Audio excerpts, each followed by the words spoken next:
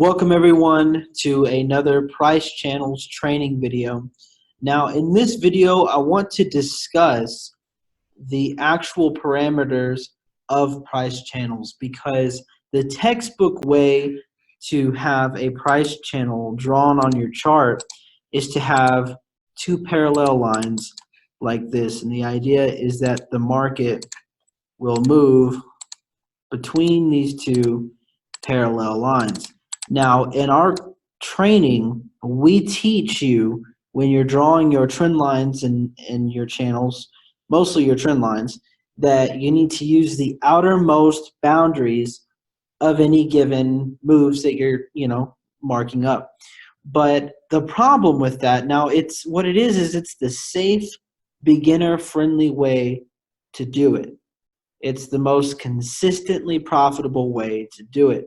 However, you'll find that it is slightly limiting. It does cause you to miss out on some solid trade opportunities.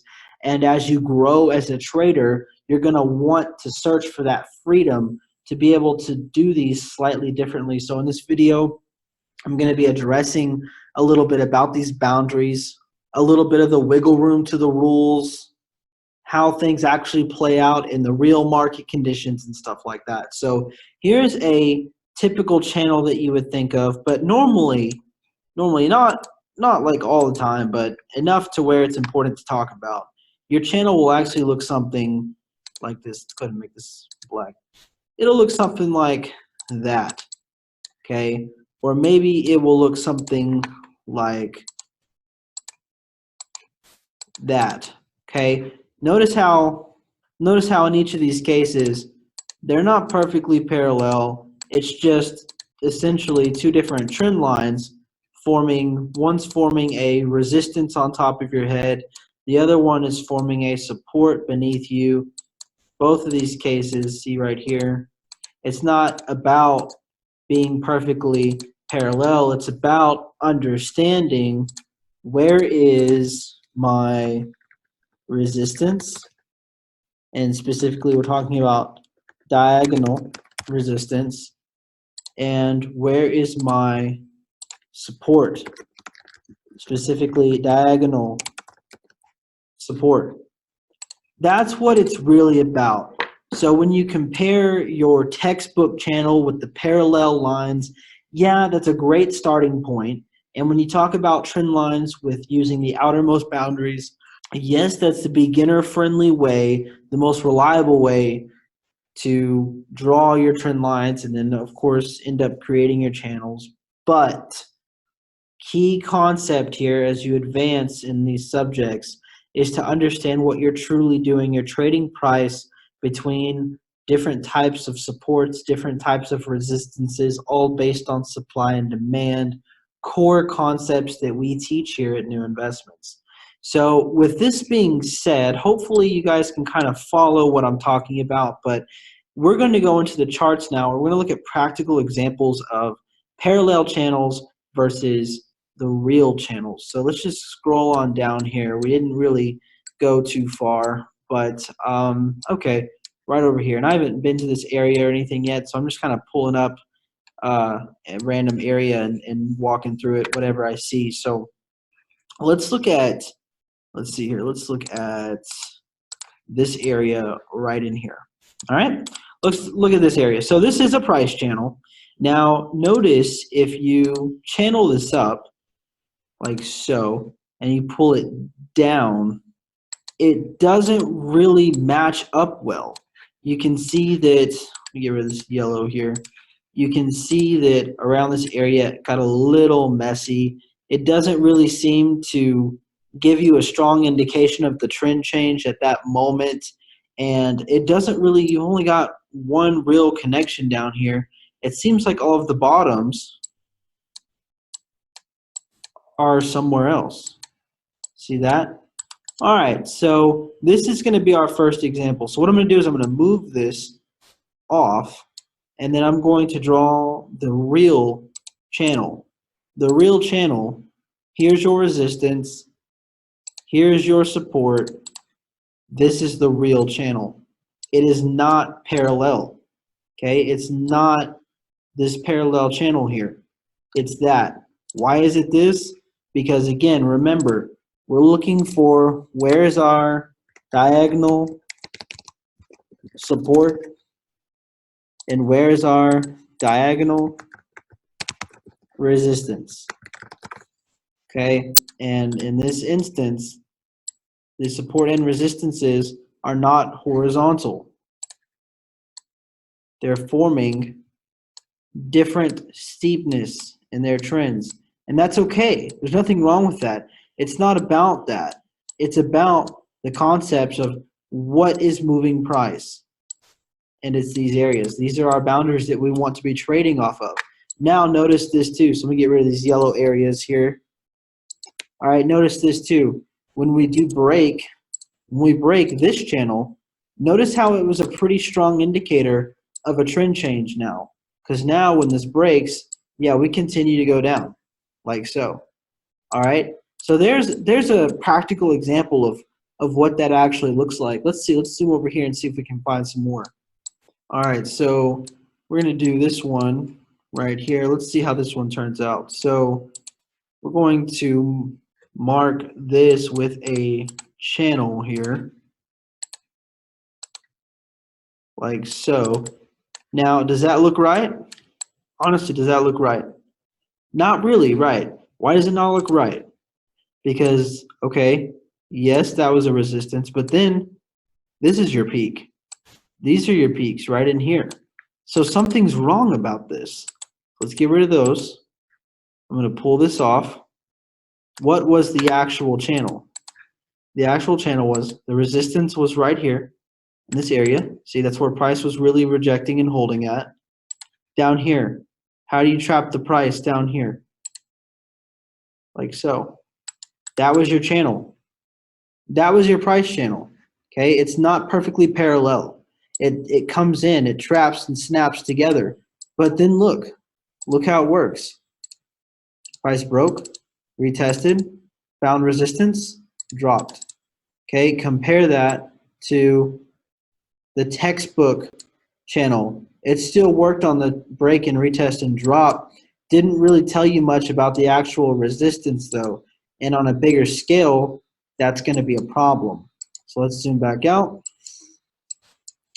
Let's see if we can find another solid example here. Let's see. All right, so right here, we've clearly got a support, and then here's a break and retest right here. So noting this, there's clearly some kind of channel here. We would have been trading this in the live market, and if you're using the textbook version of this, it'll look something like this. Okay, you would have used this area right here as your resistance, used it for your parallel line, and then it doesn't really do you any good. Now, why did it not do you any good? The reason why is because, make these white. It's because even though this was our support down here, our resistance, look, came through here. Did it not?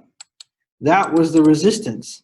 So that was your real channel. All right? Important to see this. So here we go. I believe we're to the live market. Yes, okay. So here's an example as well that I wanted to share with all of you. And it doesn't have to do necessarily with perfectly parallel channels, but this one actually has to do with boundaries. So although there are some interesting examples of non-parallel channels in here and watching them at work, kind of getting an idea, they're not perfectly parallel in the real market a lot of the time. Sometimes they are. In this case, it was fairly parallel. But okay, so check this out. So this is also really important. This is actually a live trade that I placed on gold. Now on this trade, it was such a simple setup. I had this channel identified. So we had this, and then we had this. We had these areas here, and we had this, and we had this. Okay, so, and then price was live market, all right? live market price was right there. So I didn't get to see any of this yet, and I was using this data over here to form these boundaries right here, these channel boundaries.